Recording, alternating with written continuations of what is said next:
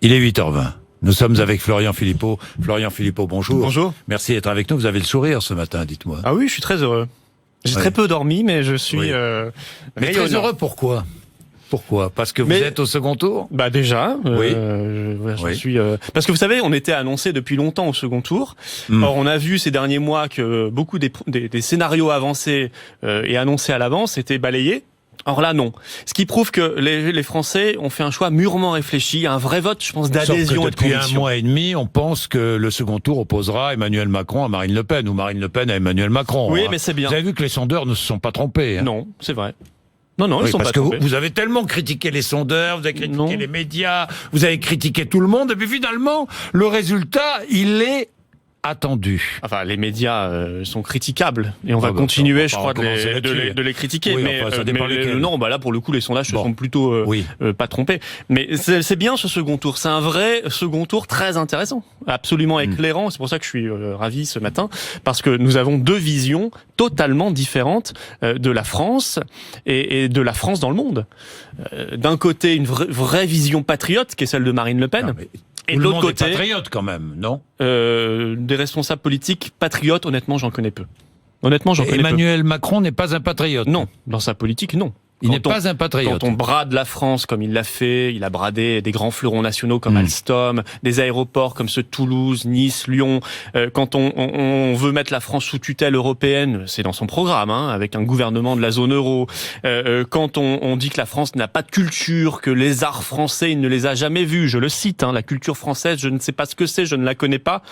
Il y a quand même mieux comme patriotisme. Et il y a quand même mieux comme preuve d'amour à son pays. C'est pour ça que c'est un second tour extrêmement éclairant et intéressant. C'est un second tour, oui, avec effectivement Un vrai une grande choix. différence, un vrai choix. Ouais. Mais vous êtes déçu un peu par le résultat quand même, franchement. Non, franchement non. Non, c'est Franchement, une... Non, mais vous attendiez à vraiment, plus, franchement, non. Non. Si j'étais déçu, vous le verriez. Ah bon. Oui, vous le verriez. Je crois que je l'exprimerai d'une autre manière, mais non, vraiment pas. Parce que, vous savez, moi je regarde cette campagne qu'on a menée, on était quand même contre vents et marées. Et on est là. Et on a fait un score absolument historique, quasiment 8 millions de voix déjà au premier tour.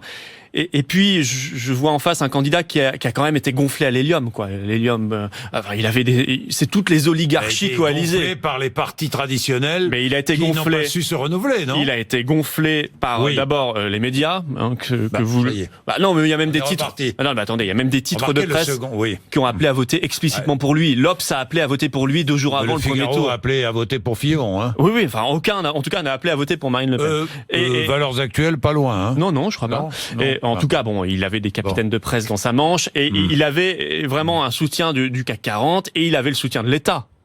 Et c'est peut-être ça qui va sortir clairement là de cet entre-deux tours. C'est que Monsieur Macron, c'est la continuité des gouvernements qui se sont succédés et la continuité du quinquennat Hollande. Monsieur Macron, c'est évidemment le choix dès le premier jour, peut-être même dès le moment de sa démission qui a été mise en scène du gouvernement, c'était le candidat de François Hollande pour replacer ses réseaux, replacer ses hommes, replacer sa majorité socialiste. François Hollande, depuis le premier jour, a utilisé et utilise Emmanuel Macron. Voilà, il a fait ce petit tour de passe-passe au premier tour. Je crois que maintenant, on va rentrer dans le dur et que les Français vont se rendre compte de tout cela. Alors, il va falloir aller chercher des voix. Pour gagner une élection, et pour chercher des voix, il faut les trouver, je ne sais pas trop où, mais vous cherchez d'ailleurs en direction de Jean-Luc Mélenchon. Tiens, par exemple, qu'est-ce que vous pouvez dire à un électeur de Jean-Luc Mélenchon pour qu'il vienne voter pour vous ? Franchement. Vous qui avez accusé Jean-Luc Mélenchon de communisme, vous êtes aux antipodes de Jean-Luc Mélenchon, ou pas ? Vous savez, déjà, on s'adresse pas à des... Non, mais on s'adresse pas, à des clientèles déterminées. Les Français font ce qu'ils veulent. On est bien d'accord. Aux Français et aux Françaises qui en ont marre des consignes de vote d'abord. Ils ont bien raison. Et qui vont se déterminer en conscience. Ils en ont marre des consignes de vote, mais les partis politiques ne pensent qu'à une chose, c'est aller chercher leur vote. Non, mais nous, on va essayer. Vous les premiers, comme les autres. Je vais vous le dire très clairement. On va essayer de convaincre une majorité de Français. Là, on est challenger. On est Oui. challenger, on a une Oui. dizaine de points à rattraper d'après les premiers sondages de second tour, ce qui est pas grand-chose, ce qui est tout à fait faisable en 2 semaines de campagne. Entre 10 et 15 points. Ouais. Oui, enfin, Ouais. une dizaine de points ou une douzaine Bon. de points, ce qui est tout à fait faisable. Vous me parlez de Monsieur Mélenchon. Je vous parle de Et Monsieur Mélenchon. Moi, je connais parce que- beaucoup d'électeurs qui sont pas forcément fans absolus de Jean-Luc Mélenchon. Et on peut avoir des électeurs qui votent pour un camp ou pour un autre sans forcément adhérer à 100%. Mais en tout cas, ce qui est certain, c'est que ceux qui ont voté pour Jean-Luc Mélenchon, pensez-vous qu'ils souhaitent demain que la France adopte une loi El Khomri par puissance 10 par ordonnance? Parce que c'est dans le programme de Monsieur Macron. Il a dit dès les premières semaines, par ordonnance, je ferai passer une grande réforme du Code du travail qui ira plus loin que la loi El Khomri.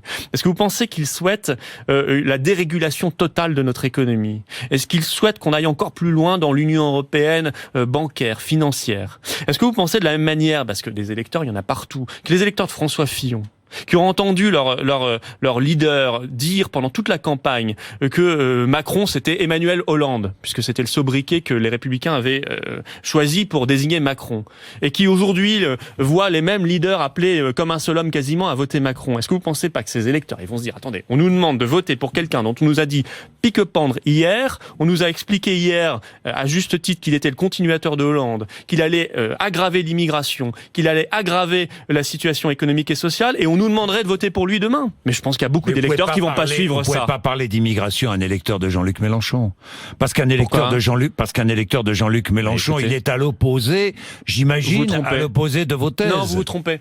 D'ailleurs, Je me trompe j'avais entendu Mélenchon Bon. lui-même dire qu'il voulait abroger la directive détachement des travailleurs. Je crois Oui. même qu'il avait dit, ils viennent chercher le pain dans la bouche des Français ou je ne sais quoi, des termes que nous n'avons même jamais utilisés. Je vous parle d'immigration. Mais l'immigration- Je vous parle pas d'immigration travail, je vous parle d'immigration. Oui, oui. D'immigration. Oui. Quand on regarde le programme de Jean-Luc Mélenchon, il est aux antipodes du vôtre. Mais on va pas se rallier au programme de Jean-Luc Mélenchon, Bon, si d'accord. c'est votre question. D'accord. Maintenant, est-ce que l'immigration est utilisée pour peser à la baisse sur les salaires, pour détruire le modèle social? Est-ce que c'est l'arme, une des armes du grand patronat? Oui. Et je ne dis pas ça depuis ce matin, je le dis et nous le disons depuis des années. L'immigration est utilisée à la baisse sur les salaires, c'est une évidence, et souhaitée avant tout par le MEDEF et les autres organisations. Mais l'immigration, c'est un problème économique et social, c'est aussi un problème de communautarisme. Moi, je vois les ghettos communautaires, je les vois se multiplier. Et ce qui est évident, c'est que le programme de Macron, c'est là aussi la dérégulation totale, là aussi la mondialisation sauvage du point de vue économique, mais aussi la mondialisation sauvage du point de vue migratoire, puisqu'il me semble me rappeler que Macron est allé voir Merkel pour la féliciter d'avoir accueilli 1,5 million de migrants. Si c'est ça l'avenir qu'il réserve à la France et aux Français, je pense que les Français vont faire un autre choix. Florian Philippot, il va falloir gouverner. Imaginons que Marine Le Pen soit élue présidente de la République, il va falloir gouverner. Oui. Et je me projette déjà, regardons les législatives, regardons un futur gouvernement. Il va falloir gouverner, mais avec qui? Il va falloir élargir votre majorité, parce que vous êtes toujours entre vous pour l'instant. Donc Entre l'élection, vous êtes nombreux, mais entre vous. donc l'élection est ouverte. Je vous pose la question. Non, parce avec que j'ai qui vu vous Macron pourriez- hier fêter sa victoire. Je l'ai Vous avez trouvé qu'il était... oui, il a fait. Mais remarquez, on dansait aussi chez Marine Le Pen. Hein. nous, on danse dansait toujours. de tous les côtés. Mais nous, hein. on danse dansait toujours. chez Macron, on dansait chez Marine Le Mais Pen. oui, c'est normal, Et ça. chez les autres, on ne dansait pas, évidemment, mais c'est normal. Ça, Oui, me ils semble-t-il. auraient dû danser, c'est pas Oui. grave. Même les soirs de défaite, il faut danser. Mais Ouais. ça, c'est pas un problème. Mais Oui. Macron hier, il a fait un discours comme s'il avait déjà gagné. Comme si ses agences de com, ses soutiens, ses lobbies bancaires, médiatiques avaient déjà fait l'élection. Comme s'il méprisait les Français. Il a fait Vous un êtes fatigant avec votre lobby médiatique. Non, mais objectivement, hein. il a fait un C'est une discours. obsession, un peu, ça. Non, mais c'est parce que Oui. c'est la réalité. Mais objectivement, Non, il ça, a fait c'est un faux, discours c'est faux, très mais arrogant. c'était- Bon, oui. Et qui s'est poursuivi, je crois, ensuite, parce que le Fouquet's devait être fermé, j'imagine, dans une espèce La de Rotonde. Fouquet's Que bis. vous connaissez d'ailleurs. La Rotonde, non, Vous je n'êtes connais jamais pas. allé. C'est une brasserie qui n'a rien à voir. Oui, mais je vois où avec c'est, mais je Fouquet's, crois pas connaître la mais ça Rotonde. n'a rien à voir avec Si le on peut Fouquet's. aller à la Rotonde, c'est pas Oui, un problème. oui, Mais c'est quand sûr. on y va, Il mange bien d'ailleurs. oui, j'y suis sûrement, allé. je n'en doute pas. Mais quand on y va en s'entourant de tout le showbiz, comme il l'a fait hier soir, comme un soir de victoire à la Sarkozy, à la bling bling. Moi, je pense que ça montre un Il état d'esprit. ressemble à Nicolas Sarkozy pour vous? Hier, c'était vraiment son double. Hein. Hier, c'était son double. Non, Sauf qu'à la limite, Sarkozy, il avait fait ça le soir d'une victoire de second tour. Bon, vous Lui, il demandez fait ça à le soir d'un premier tour, comme s'il avait déjà gagné, comme si le vote des Français n'avait aucune importance, comme si, de toute façon, c'était écrit. Je trouve ça arrogant. Moi, je trouve ça méprisant pour le vote des Français. Et je suis sûr qu'il y a énormément de Français qui veulent pas que l'élection soit écrite à l'avance et qui veulent pas qu'on les prenne comme cela pour moins que rien. Florian Philippot, vous avez demandé à Nicolas Dupont-Aignan de vous rejoindre, hein. Enfin, d'être cohérent. Et de se ranger derrière Marine Le Pen. Pas de se ranger. Vous avez déjà des contacts? Enfin, se ranger, c'est ce que vous avez dit. Non, pas de se ranger, mais en tout cas de faire un choix cohérent. Et de se ranger derrière Marine Le Pen pour le second tour de l'élection présidentielle. Oui, mais c'est pas entre guillemets, ça. Candidat de toutes les oligarchies coalisées, Emmanuel Macron. Oui. Hein, il vous a répondu ou pas? Non, vous avez des contacts avec lui ou pas? Monsieur Dupont-Aignan, non, pour l'instant, on n'a pas pris contact pour l'instant. Moi, je l'ai écouté. Vous allez prendre contact avec lui? Je l'espère, oui. Je l'ai écouté attentivement hier soir. Je le félicite d'ailleurs de son score, qui, là, pour le coup, les sondages se sont plutôt trompés parce qu'il a fait beaucoup mieux. Il a fait 4,78 et on donnait entre 4 et 5. Oui, j'ai vu certains sondages à 3, enfin peu importe. Et il a fait en tout cas un bon score, objectivement. Et il défend des options qui sont très très proches des nôtres. Il est souverainiste, il est pour une forte régulation de l'immigration, il n'est pas pour bazarder le modèle social comme le souhaite Monsieur Macron. Moi, je lui demande simplement d'être cohérent et de mettre la France au-dessus de tout, c'est tout. Voilà, la France vraiment au-dessus de tout, au-dessus de toute considération. Je l'ai écouté hier soir, il a laissé une porte ouverte et je trouve qu'il a laissé une porte grande ouverte. Et je m'en réjouis, je crois qu'il doit maintenant réunir ses instances, ce qui est normal, et j'espère qu'il fera un choix courageux et patriote. Est-ce que le second tour de l'élection présidentielle, c'est un référendum pour ou contre l'Europe? Pour ou contre la France? Non, mais pour ou contre la France. Enfin, oui, pour ou contre la France. Non. Bah si. Vous accusez Emmanuel Macron de ne pas être patriote, vous l'avez dit tout à l'heure, oui. Hein, de ne pas vouloir défendre la France, de trahir la France. Mais il n'a jamais défendu la France. Bon, mais je vous pose quand une on vend, question précise. Quand on vend les fleurons aux Américains, quand on brade tout, on ne défend pas la France. Est-ce que c'est un référendum pour ou contre l'Europe?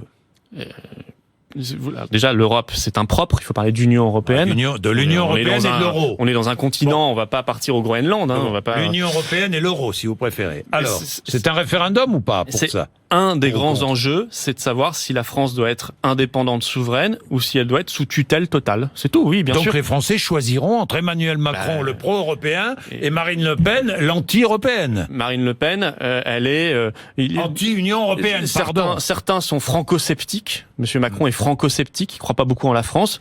Nous, on est fiers de la France et on y croit. Ça, c'est certain. On est plutôt eurosceptique. De l'Europe. Mais oui, mais c'est un des grands débats. Ils devront choisir entre Macron pro-européen et Marine Le Pen anti-Union européenne. Mais c'est une des grandes lignes de partage. La question est le rapport à l'Union européenne, bien sûr. Parce que l'Union européenne, elle a des conséquences. L'un reste et l'autre sort. Elle a des conséquences concrètes sur nos vies. Monsieur Macron, avec lui, tout continue et tout s'aggrave. Je donne des exemples très simples. La directive détachement des travailleurs, qui crée une concurrence déloyale étrangère sur notre propre sol, avec des gens qu'on fait venir de Roumanie, de Pologne, etc., et qui payent les charges sociales du pays d'origine. On parle à Gérard Collomb pour voir s'il veut changer ça ou pas. Ok. C'est pas du tout dans le projet d'Emmanuel Macron. Il va lui poser la question. Monsieur Macron, il maintient l'austérité, c'est-à-dire les petites retraites.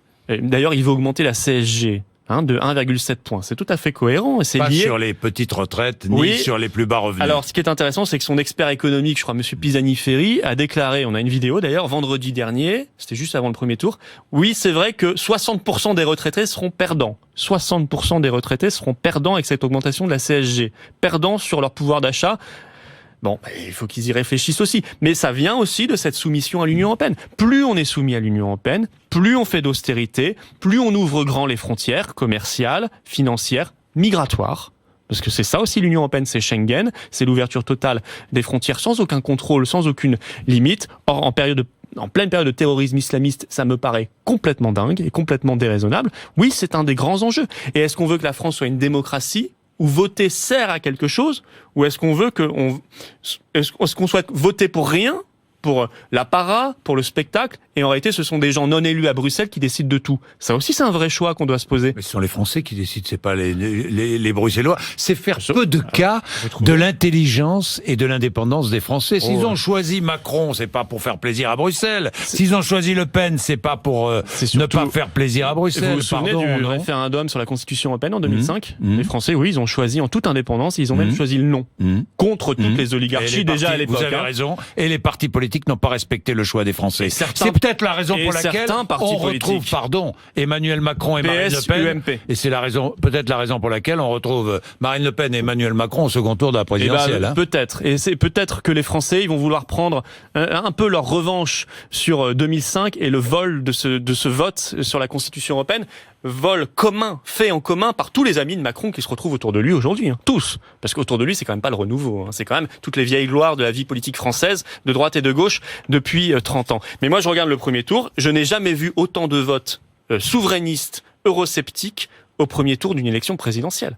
Jamais. Marine, Mélenchon, Dupont-Aignan, Asselineau et quelques autres. Je veux dire, c'est impressionnant, ce qui prouve qu'on a besoin de ce grand débat.